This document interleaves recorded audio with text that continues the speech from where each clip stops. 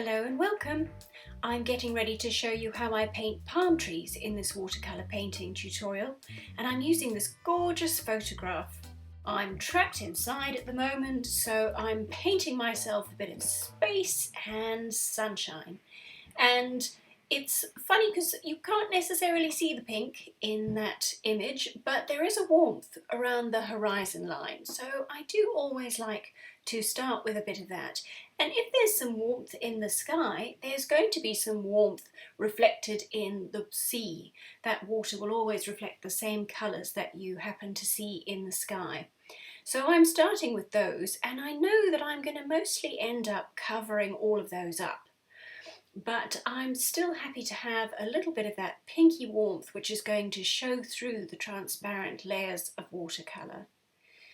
And because I know I'm going to paint on top of that, I'm going to move to another part of the painting while that dries, and I want to put in that gorgeous sky.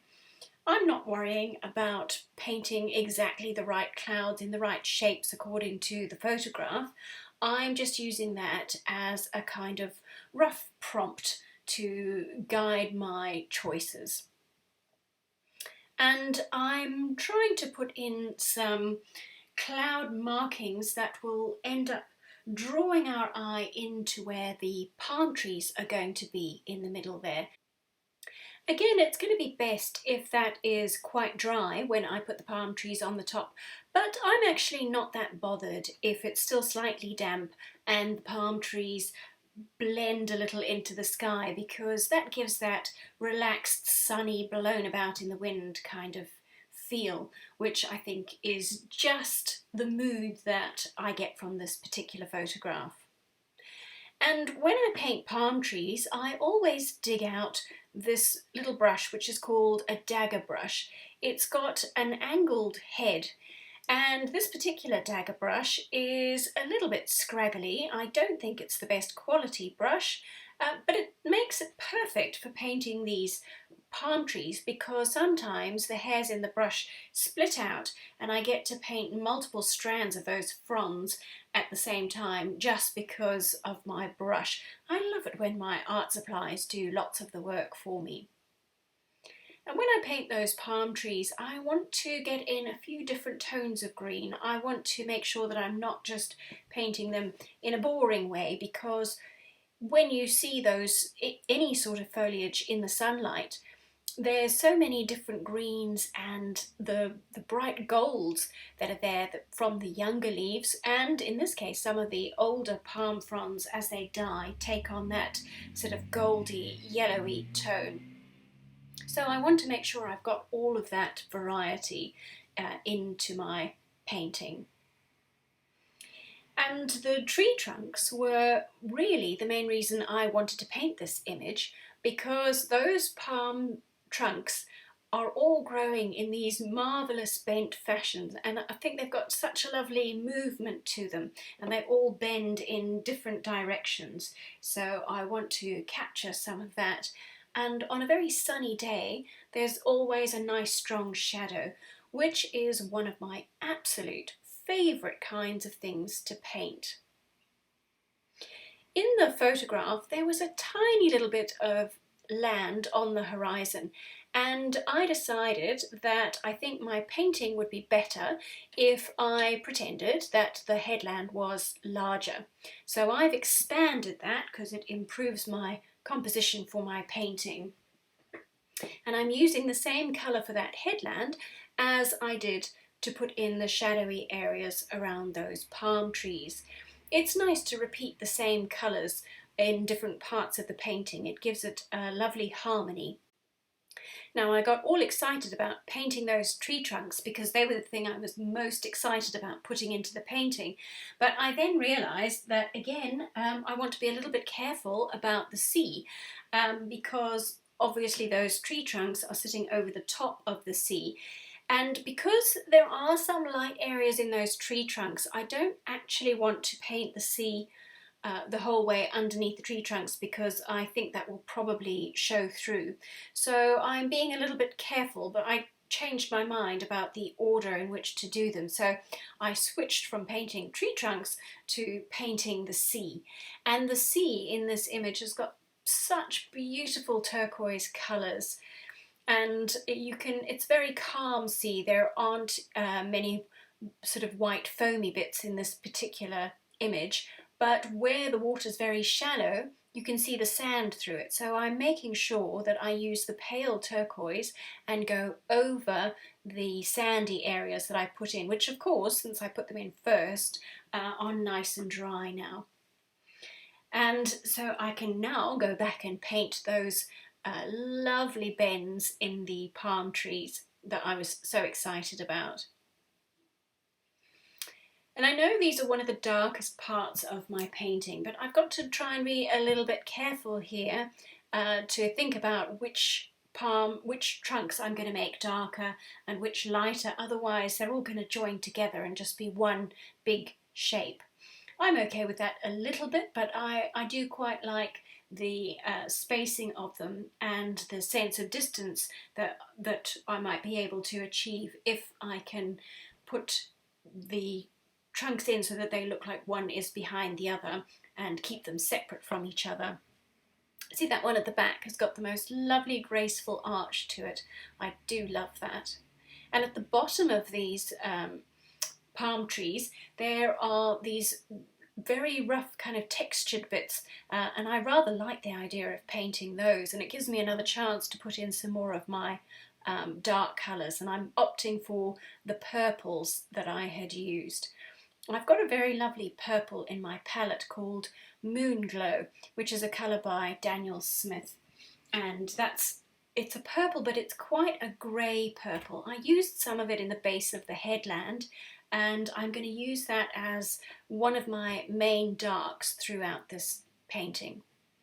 And I like to move around a bit. I don't want to, I don't start in one corner of the painting and work my way down. I'm moving around the whole time, partly because of waiting for things to dry, but also because it gives you a better sense of how the image is developing if you are sharing your attention evenly throughout the entire painting process. So I'm back on the palm frond, and I'm trying to remind myself to put in different colours of green. And I think it was about at this point that I realised that I really should have refilled my sap green, which is kind of the middle green in my palette. So it's obviously one of the main greens that I'm using, and so I'm kind of digging around in that little palette pan to scrape up my last bits of green.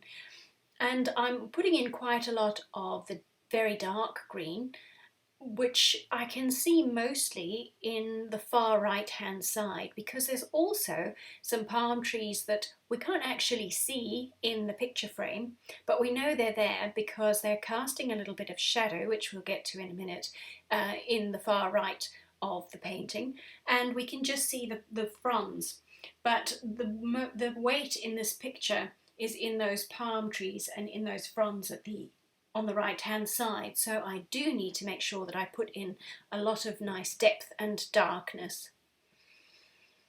And it's rather nice, I think, that the way we can paint these with watercolour is by layering them up, you know, frond on top of frond, which is really just the way they are in nature, because all of those different palm fronds are overlapping each other. So it feels very true to the subject to be painting them in this way.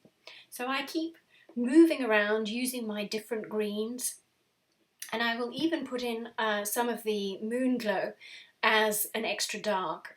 And also remembering to keep some of the light areas as well.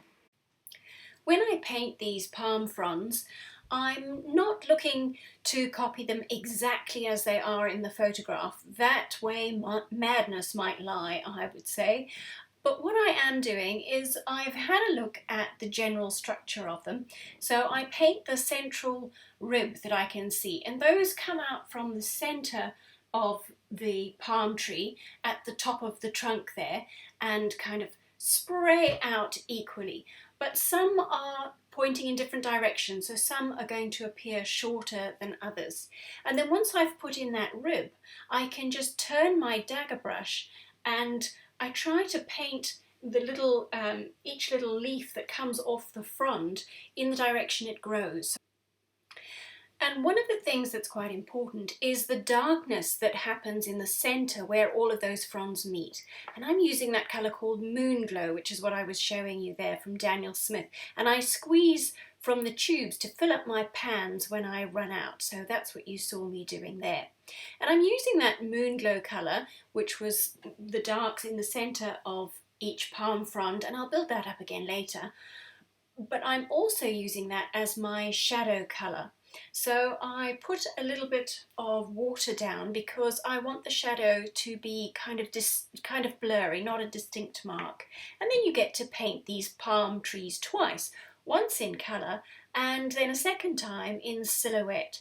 And I've swapped from my dagger brush into one of my other brushes. It doesn't really matter, I suppose, which one you use, as long as you're thinking of those kind of whippy fronds and trying to get that same movement into the shadow marks as you did for the marks for the green fronds up in the sky.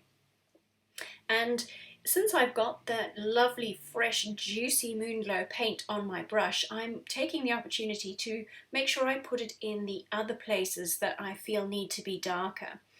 So I think I can strengthen up the shadow on the one on the left of that palm trunk and use it to add some markings. And there's also a lovely shadow that's happening across the bottom of that tree trunk, so I'm using the same colour in there.